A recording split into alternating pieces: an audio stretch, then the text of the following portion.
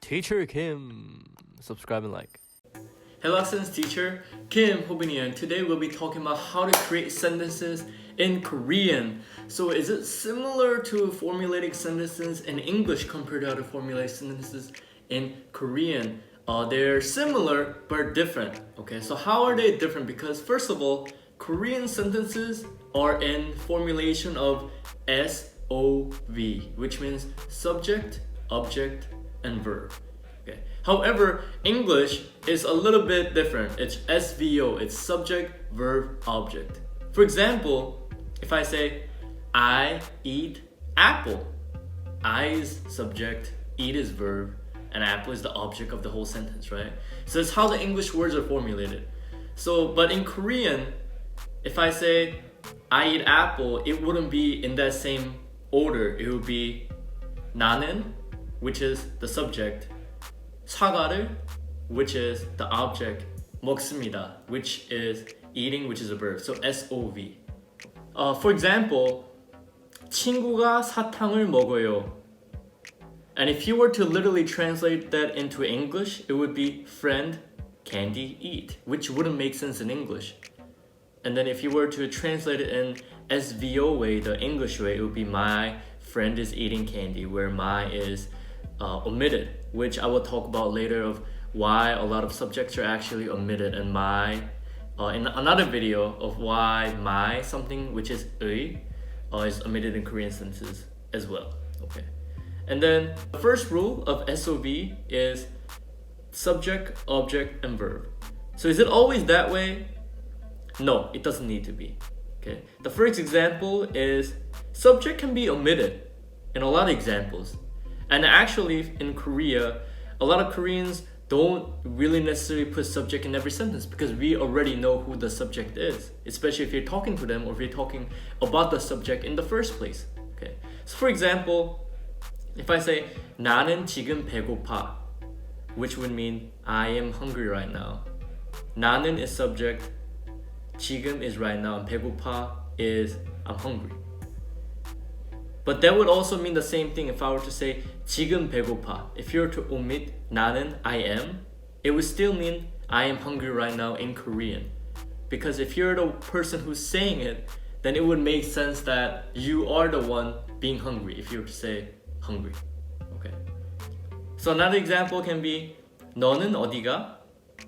Which would mean where are you going? However, you don't always need to put 너는, which is you, to ask where that some person is going. Okay, so you can just say 어디가. We already know who that person is asking, because if I was to ask a B person 어디가, then I would be curious where B is going, right? So I don't need to specifically say, hey, 너는 B, where are you going? No need to do that. Number two example can be before the verb, the order of subject and object can be switched. And what do I mean by it? I'll give you a pretty fun example right now. There's an example here that says 친구가 나에게 사탕을 주었다, which means a friend gave me a candy, right? Okay, that makes sense. But that also would make sense if you were to change the order of subject and object, which is 나에게 친구가 사탕을 주었다, which would also mean friend gave me a candy. Okay. And also 사탕을 친구가 나에게 주었다, friend gave me a candy. And then also 사탕을 나에게 친구가 주었다, which would also mean friend gave me a candy. And notice that all these four sentences have 주었다, which means to give. And the order of the verb does not change, but before the verb, the order of subject and object can be switched in any way, form you want. Okay, so that's the interesting thing about formulating Korean sentences. Okay, so we looked at these two examples using SOV, and a lot of people may assume that to formulate Korean sentences, you just need subject, object, verb, and that's it. But a lot of times subjects are not even needed to formulate Korean sentences, as well as the order of subject, object before the verb can be switched in any order possible, depending on what you want to emphasize, which you cannot do it in English language. Okay. So actually one of the funny stories that's related to formulating Korean sentences without needing the subject in the first place is when I was in Korea. It's a story that I heard from one of my friend who goes to Yonsei University. He's from America, and then he said that he really liked Korean sentences because he didn't need to put the subject in the beginning. Meaning that if he was to go out to some club or bar and then ask somebody out, then he doesn't need to ask for that person's name, or he doesn't need to mention that person in the first place.